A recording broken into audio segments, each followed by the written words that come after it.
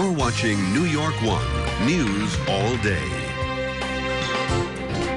I'm Adam Balkin. This robot could help return hair to those of us who, as we get older, find ourselves a bit follically challenged.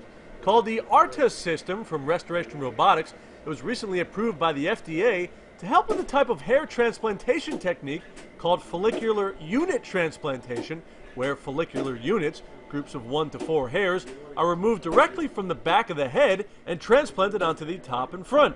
Removing those units has always proved to be the toughest part of this method, but the robot changes that, which is why even Dr. Robert Bernstein, the man who's widely credited with developing follicular unit transplantation and extraction, jumped to be among the first in the U.S. to use the device. A follicular unit is about 1/2 millimeter, and you have a 1 millimeter circle that has to go dead center over it to punch this out. So when you're doing it by eye and you're doing thousands of them, there's over time you're missing them. It's not exactly precise.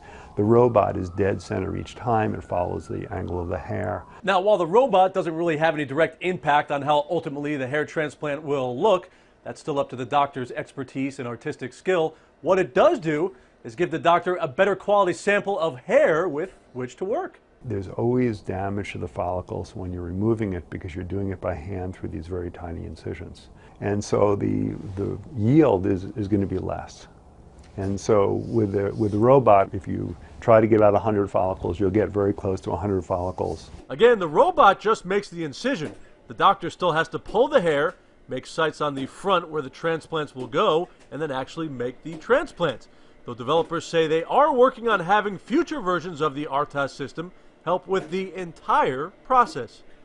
Adam Balkin, New York One.